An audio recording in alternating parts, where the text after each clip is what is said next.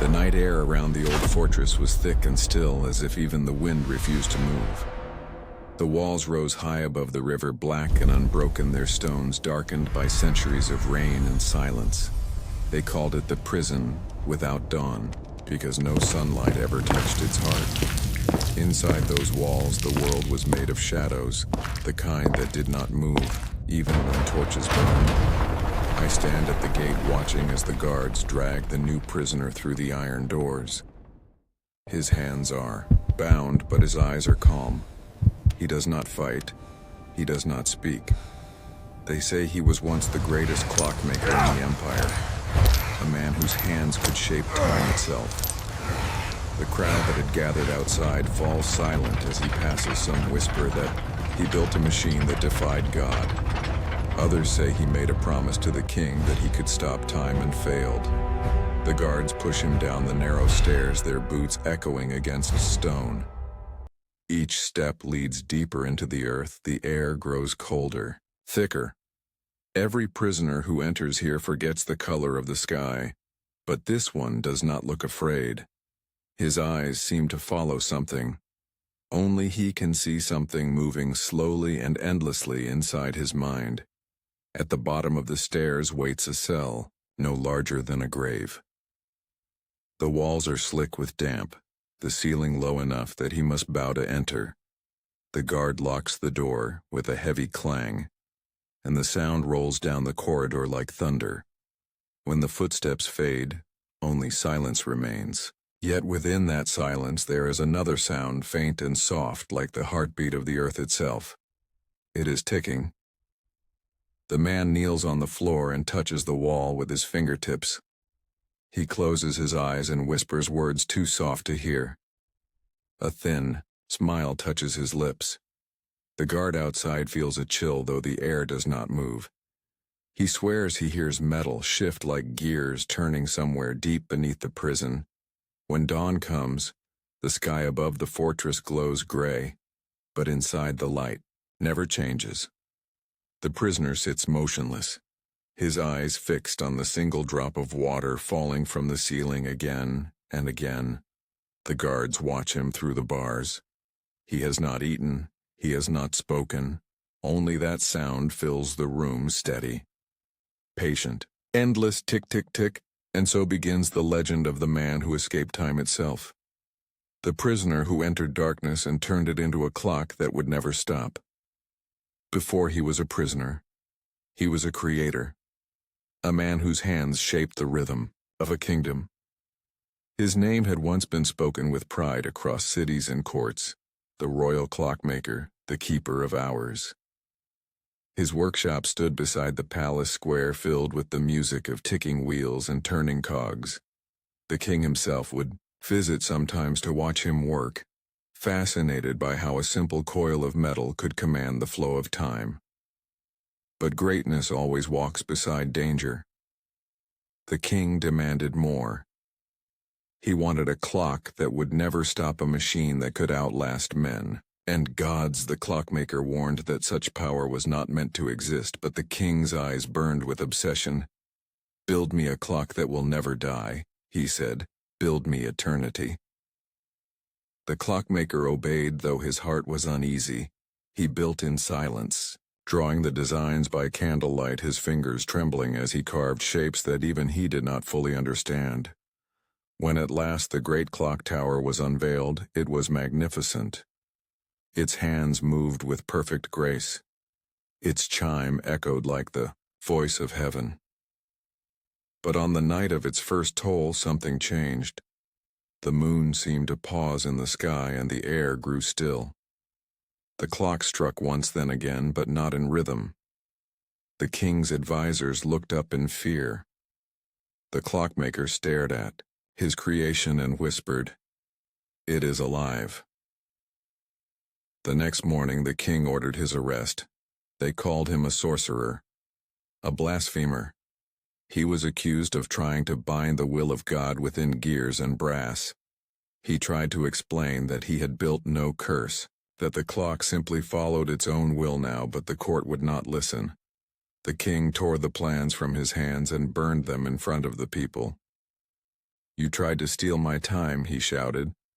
"So I will take yours." They chained him that same day and led him to the fortress. The guard said he did not resist even when the iron closed around his wrists. He only looked up at the sky and said softly, "Time will not belong to you for long." And so the man who had once built the rhythm of empires was condemned to silence.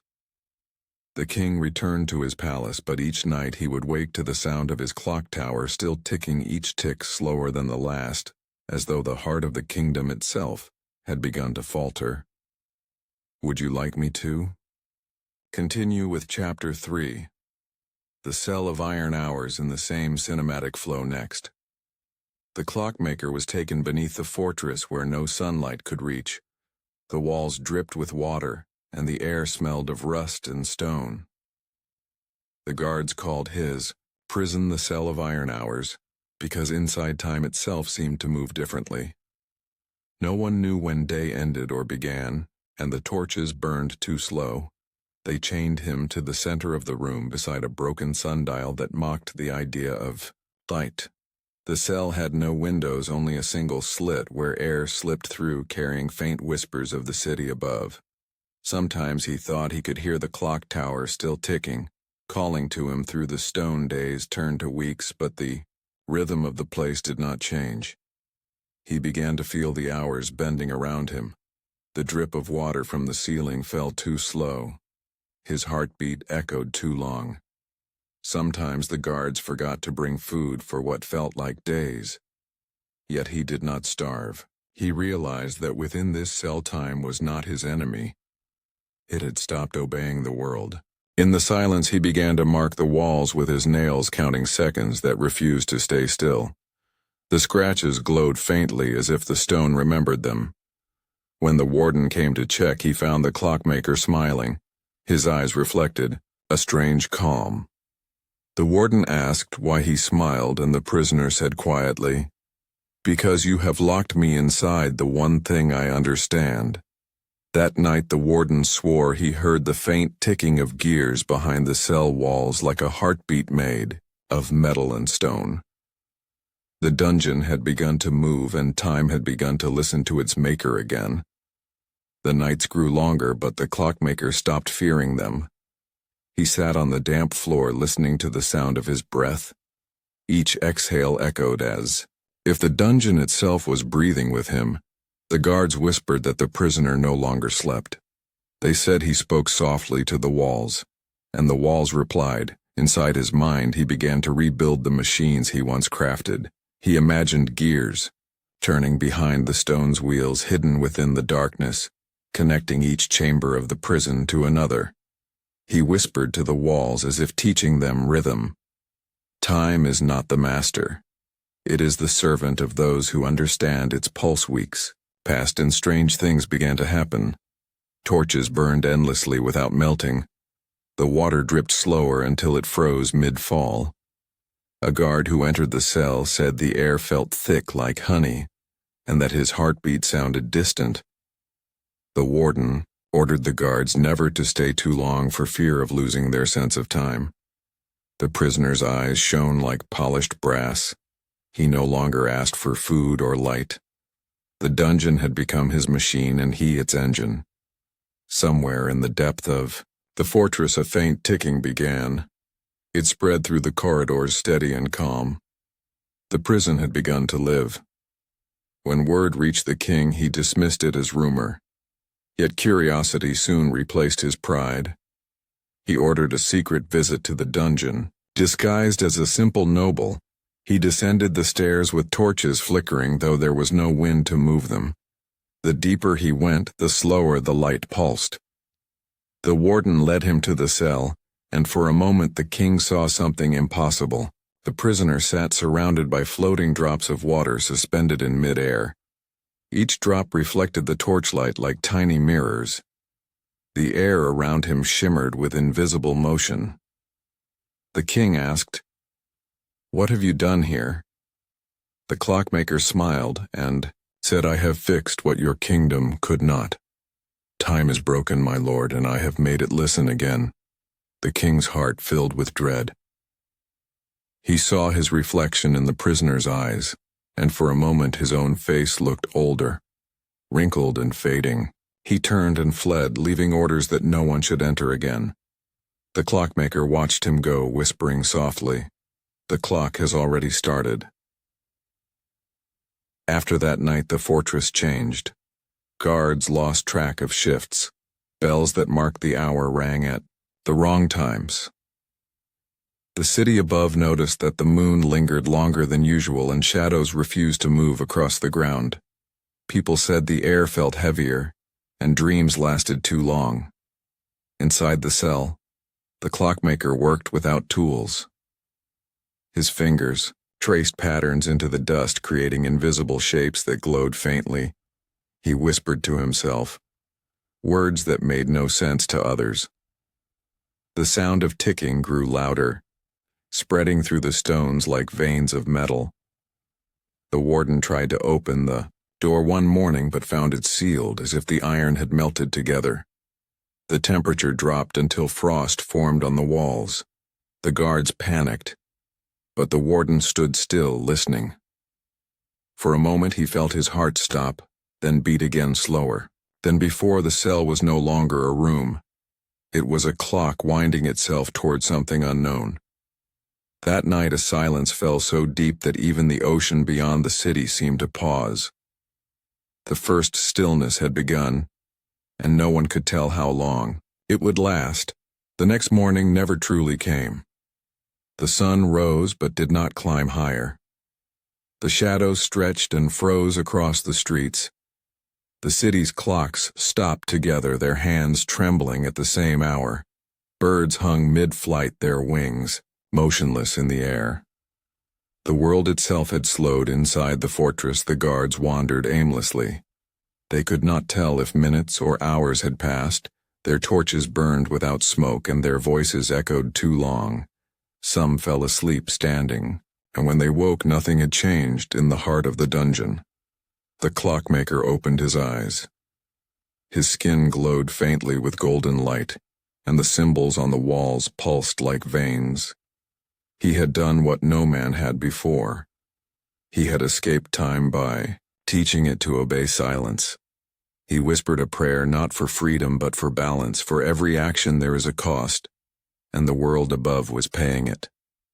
The air trembled, and the walls hummed with power, as if reality itself waited for his next command. He smiled, knowing that once again he was the master of hours and the prisoner of eternity. Days passed, yet no one could count them. The kingdom stood still under a sky that refused to move. Rivers froze mid-current, and the air shimmered like glass. The people wandered in silence, speaking softly as if afraid their words might shatter them. World time had become a painting, and they were trapped inside it. The king sat alone in his chamber, staring at the unmoving flame of a candle. He could see its light, but not its motion. Every tick of the clock on the wall was a whisper that never reached the next sound. He remembered the clockmaker's words. "Time is broken, and I have made it listen again." In panic, he ordered the dungeon destroyed.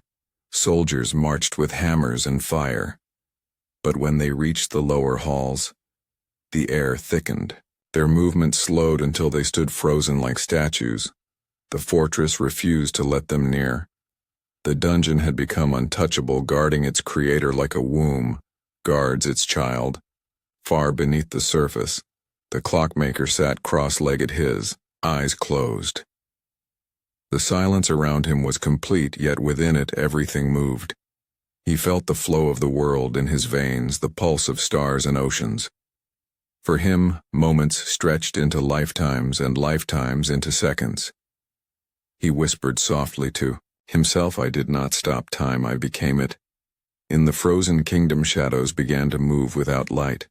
They crept along walls, sliding between unmoving people. Their shape was human, yet hollow, formed from absence rather than presence. The priests called them echoes of lost hours, fragments of the time that once flowed. At night these shadows gathered near the palace, whispering in voices that sounded like distant bells. They spoke of balance undone, and of a clock that had stolen their freedom. Shadow stood apart, taller and clearer than the rest. It carried the faint outline of chains across its chest and eyes that glowed like molten gold. The people began to call it the Clock. Shadow, in the dungeon, the Clockmaker felt it too. The presence of something watching him from within the silence. It was his own creation, a reflection born from his attempt to control eternity. He knew then that time was not conquered, only displaced. The shadow was the memory of what he had stolen, and it wanted to return. He opened his eyes and said quietly, "Every invention seeks its purpose even when the maker forgets it." And somewhere above the city the clocks began to tremble. The first sign came with a drop of rain. It fell from the sky, slow and shining. Then another followed, and another. The frozen rivers began to stir. The candle in the king's chamber flickered once. The spell was breaking not by force but by balance returning. Deep underground, the Clockmaker stood for the first time in years. The air trembled around him and the walls cracked with faint light. He placed his hand on the stone and felt it pulse with life. He whispered to the dungeon, "You have learned enough. It is time to let go." Above him, the city groaned like a waking giant. The bells rang all at once, a chorus of returning rhythm. The guards fell to the floor, gasping as if breath had been given back to them. The king looked to the sky and wept as the sun began to move again. But for the Clockmaker, the return of motion meant the end of his freedom. He felt time wrap around him like chains, pulling him back into its flow. He smiled one last time and said, "I was never your prisoner. I was your witness." Then he vanished, leaving behind only the faint ticking that echoed through the empty cell. When the guards entered the dungeon, they found no man, no body, no chains. Only the walls marked with faint glowing lines like veins of gold. In the center of the cell stood a small clock, made of stone and light. Its hands moved, slower than breath, and with each tick the air rippled softly. The king ordered it removed, but no one could lift it. It weighed nothing yet. It held to the floor like the root of a mountain. Scholars came from distant lands to study it, but none understood its design. It had no gears, no springs, only movement born from silence. Years passed and the dungeon was sealed again. The clock remained untouched, a monument to a man who had escaped the one thing no prisoner ever could. The people began to call at the heart of time. They said whoever stared into its face too long saw their own death and their own birth together. At night the fortress still hums with the faint ticking of the stone clock, reminding the world that time once stopped and chose to begin again. Generations passed and the story of the Clockmaker faded into whispers. What had once been fear turned into myth. What had once been truth turned into legend. Children grew up hearing about the man who escaped time itself, and elders told it like a bedtime story. The tower that once held prisoners became a shrine to mystery. Its stones crumbled, but the ticking never stopped. A group of historians came centuries later. Their tools were modern, but their hearts burned with the same curiosity. They wanted to prove that the clock was a myth, or worse, a trick built by the desperate. The leader of the group, a woman named Ilara, believed that truth and myth were twins, born of the same mother. She said every legend begins with something real and every truth ends in belief.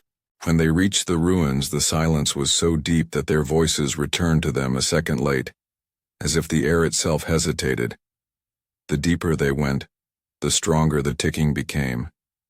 It was slow and warm, like a heartbeat. When Ilara touched the stone floor, she saw a flash of a man in rags whispering to the walls. She heard the words again. "I was never your prisoner. I was your witness." Her team found no mechanism, no metal, only a faint pattern of light pulsing beneath the stones. They, left in fear yet wonder had already claimed them. The legend was no longer a lie. It was something the world was not ready to understand.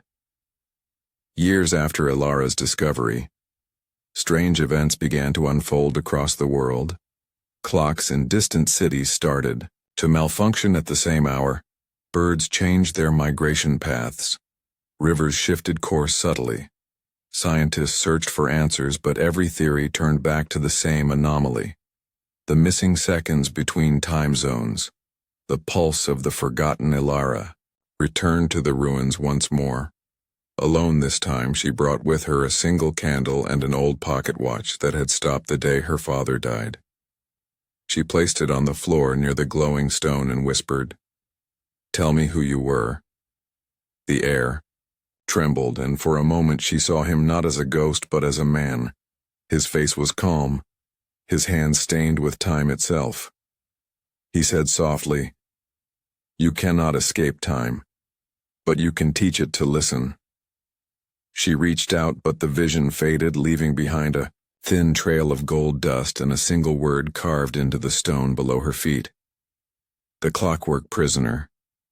That night the world's clocks corrected themselves perfectly. The lost seconds returned, the balance restored. But Ilara knew that somewhere in the flow of seconds a man still walked untouched by age, forever caught between now and forever. There are stories told in quiet corners of the world. Stories of a man seen in photographs taken decades apart, never aging, never smiling. A figure who stands near clocks and old towers watching them with patient eyes. Some call him the eternal mechanist. Others simply whisper the prisoner of time. A sailor in 1912 claimed to have met him on the docks of Southampton. He said the man warned him not to board the ship that would never return. The sailor lived and told his story for years until he too disappeared. A scientist in the 1980s saw him standing beside the world's largest atomic clock. She said his shadow moved before he did, as if predicting his motion. Each tale was dismissed as imagination, until a photograph surfaced showing him standing behind Ilara in the ruins. The same calm face, the same faint light in his eyes, the same ticking sound caught faintly in the background of the recording. The man who escaped time had not died. He had become its keeper, moving silently through the centuries, watching, ensuring that the balance he restored would never break again. In the end, the tower stood silent once more. The clock beneath, its stones still pulsed faintly as if breathing with the earth. It no longer marked hours or minutes. It marked existence itself. Every tick a life born, every talk a life gone. Ilara's journal was found years later. Her last entry read, "The clock does not measure time. It measures consequence. I heard it once more before I slept. It was slowing." She died that same night as the final tick echoed through the valley. But legends say when the moon is right and the air perfectly still, the ticking begins again. Some say it is the sound of the clockmaker still watching. Some say it is time reminding us that even freedom has a price. And so the story ends not with silence, but with a single sound. Soft, steady, unending. The rhythm of all things that live and all things that remember. The man who escaped time never truly left. He simply waited for the world to understand him.